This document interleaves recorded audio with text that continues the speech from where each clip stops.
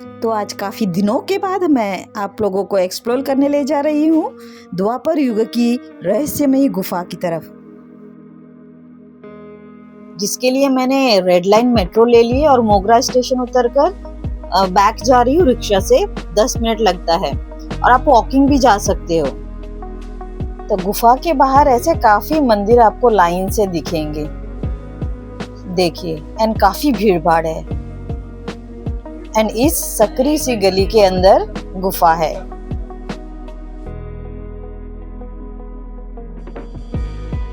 और इस शिलालेख पर आपको गुफा के बारे में कुछ जानकारी मिलेंगी।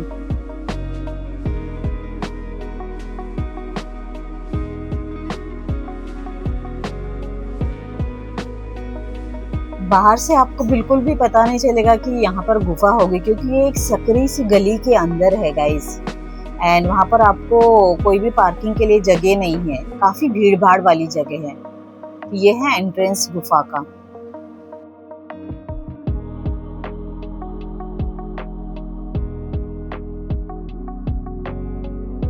समय के साथ इस गुफा के आसपास काफी अभी बस्तियां हो गई है, पर इसकी जब पुरानी तस्वीर मैंने देखी तो मैं अचंभित रह गई। ये रही गुफा की पुरानी तस्वीर। So guys, welcome back to my YouTube channel. तो गाइस, आज मैं आपको ले आई हूँ जोगेश्वरी गुफा। तो लास्ट टाइम मैंने आपको मंडेपेश्वर गुफा का दर्शन कराया था। आज मैं आपको ले आई हूँ जोगेश्वरी गुफा। तो चलिए अंदर चलते हैं। बहुत अंधेरा है गाइस अंदर। तो ऐसा माना जाता है कि अजंता एलोरा के जो शिल्पकार थे, उसके संरक्षक वाकाटक राजा हरिसेन की मृत्यु के बाद अपना कौशल दिखाने के लिए इस अजंता एलोरा के शिल्पकार विभिन्न देशों में चले गए थे, जिसमें से कुछ शिल्पकार पश्चिम में हिंदू का आलचूरी साम्राज्य की ओर चले गए थे और उन्होंने ही इस गुफा की रचना की थी। तो यह गुफा लंबाई में भी बड़ी है।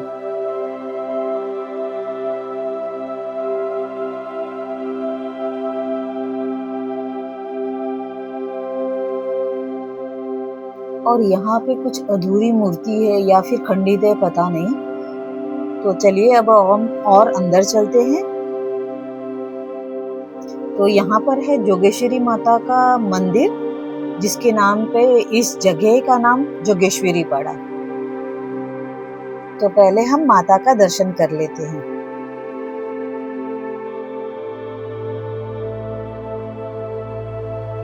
तो यह 20 खंभों वाला बड़ा सा हॉल, जिसके बीच में जोगेश्वरी माता का मंदिर, जहाँ पर आज के काल पर पूजा विधि की पूरी व्यवस्था है। तो इसे अंबोली गुफा भी कहा जाता है।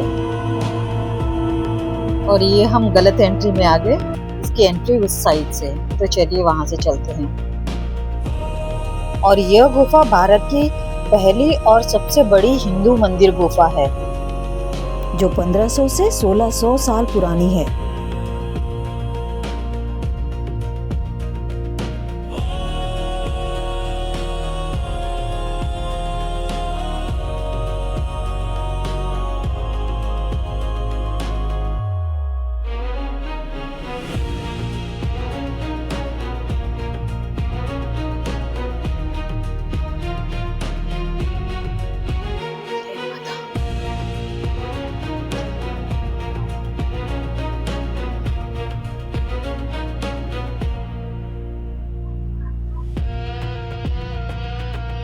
तो जैसे कि पहले ही मैंने आपको सृष्टि के काल चक्र के बारे में बताया, जो 4 भागों में बटा है और जिसमें से द्वापर युग की ये रचना है, इस गुफा की रचना, जब से भक्ति मार्ग शुरू हुआ। तो यहाँ दीवार पर आपको शिव पार्वती विवाह और नटराज की प्राचीन मूर्तियां उकेरी गई दिखेगी। मुख्य रूप से यह भगवान शिव को समर्पित है।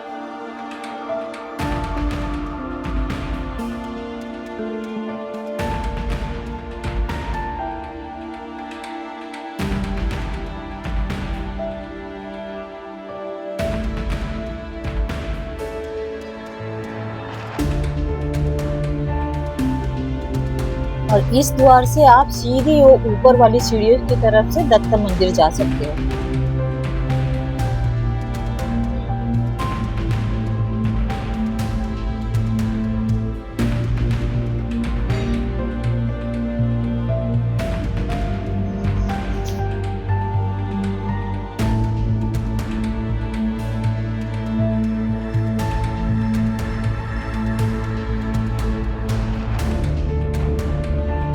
और यहाँ जो खुली जगह जहाँ पे आप इतिहास को महसूस कर सकते हो थोड़ी देर बैठकर।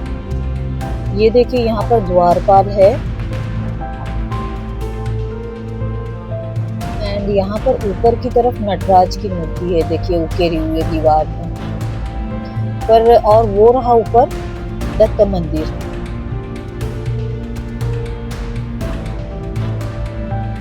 और यहाँ पे पड़ी हुई कुछ शिलाएं जो शायद वहां पर स्तंभ था जो नीचे काल के साथ यहाँ पे नीचे गिरी हुई है, जिसमें आज भी हमको उसका इतिहास दिख रहा है।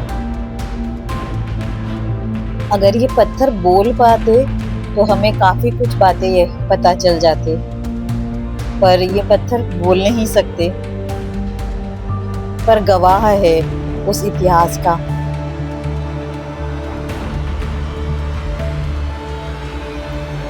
और मैं यहाँ कुछ देर तक बैठकर यहाँ के बेजुबान पत्थरों को देख रही थी, जिन्हें पूरा इतिहास यहाँ का पता था। तो आइए चलते हैं आगे। यहाँ पे लेफ्ट साइड में एक सकरी सी गली है।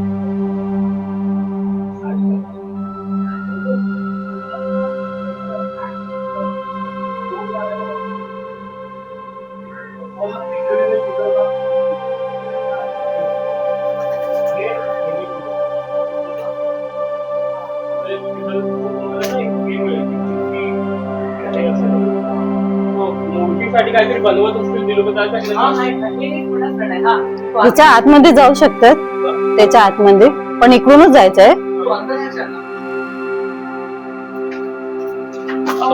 ओके सो गाइस ये देखिए ऐसे ही है, यहाँ पे सीढ़ी बहुत ही खतरनाक है पर आप जा सकते हो अंदर, यू कैन गो इनसाइड। देखिए ये यहाँ पे आप मेडिटेशन आई थिंक कर सकते थे, मेडिटेशन के लिए बनाया होगा।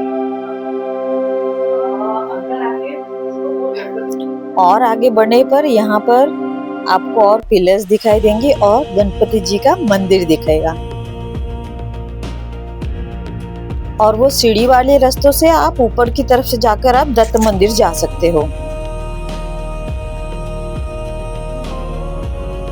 यहाँ पर भी कुछ आकृतियां उकेरी हुई है, पर समय के साथ सब नष्ट हो गई है, तो कुछ पता नहीं चल रहा है ये।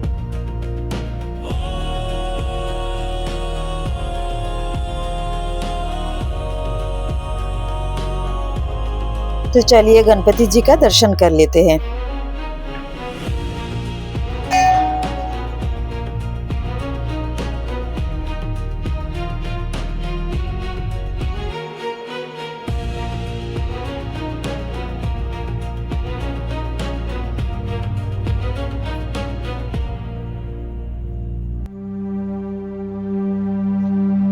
तो ऊपर चलते हैं दत्त मंदिर की ओर। पर किसी कारणवश मैं दत्त मंदिर एक्सप्लोर नहीं कर सकी, तो ऐसे ही नीचे आ गई।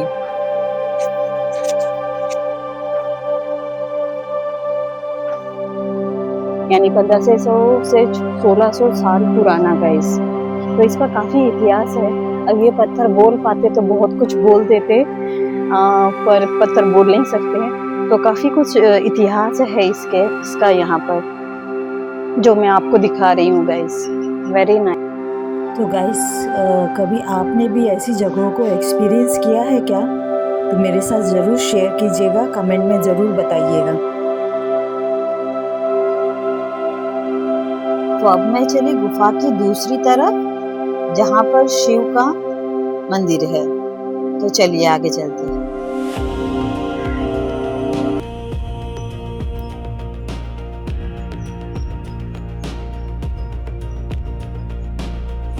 वो रहा सामने शिव का मंदिर।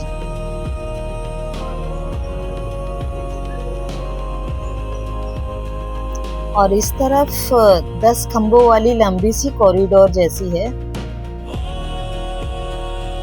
तो महाशिवरात्रि के दिन यहाँ पर काफी भीड़ होती है गाइस।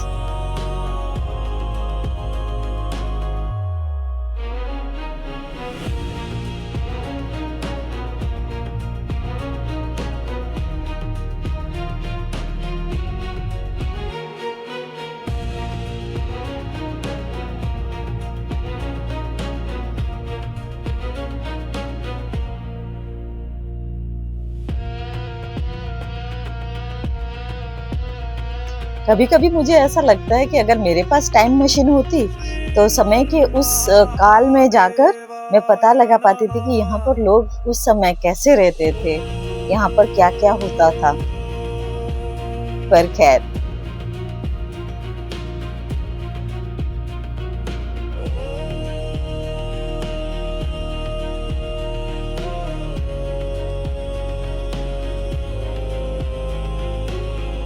और यहाँ से राइट की तरफ छोटी सी सकरी में गली में हनुमान जी का भी मंदिर था, पर मैं नहीं जा पाई वहाँ पर। तो कुल 5 देवी देवताओं के मंदिर है यहाँ पर। यह है हनुमान जी की मूर्ति, और यहाँ सामने शायद मेडिटेशन के लिए छोटी छोटी गुफाएं बनाई गई है 2, या फिर रहते थे होंगे यहाँ पे उस काल में।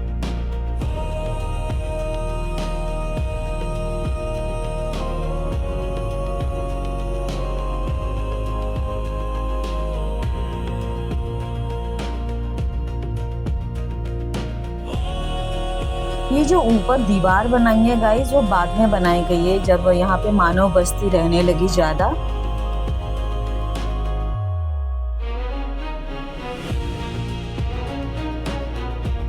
तो इस गुफा में आपको लघुलीश, कल्याण सुंदर मूर्ति, द्रुत क्रीड़ारत शिव पार्वती, नटराज, रावण उग्र की मूर्ति और आयुध पुरुष, द्वारपाल इत्यादि प्रतिमाओं का सुंदर उत्कीर्ण आपको दिखाई देगा।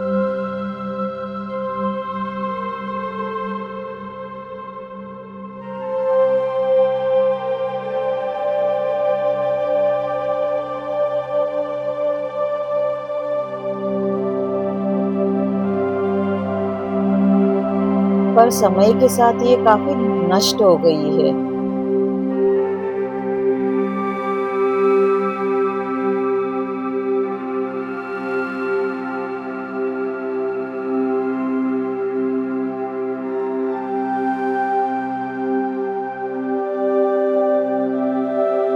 तो चलिए भोले बाबा का दर्शन कर लेते हैं।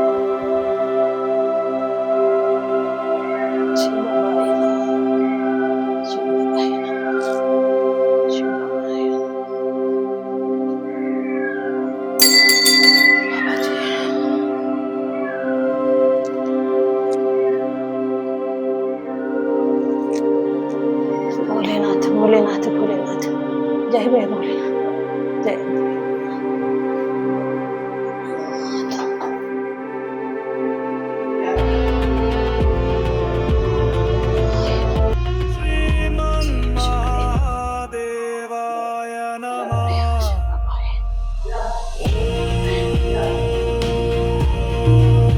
है ना, कुआ है, देखिए पाणी आहे याच्यामध्ये।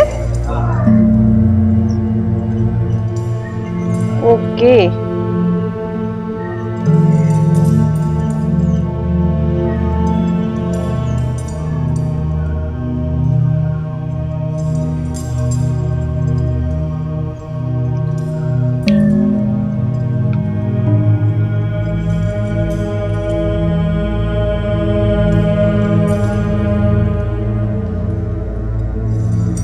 पूरी गुफा को एक्सप्लोर करने के बाद में पता नहीं क्यों मेरे मन में काफ़ी कुछ जिज्ञासा थी, तो बार बार मैं इन दीवारों को छू छू कर देख रही थी, कुछ समझने की कोशिश कर रही थी।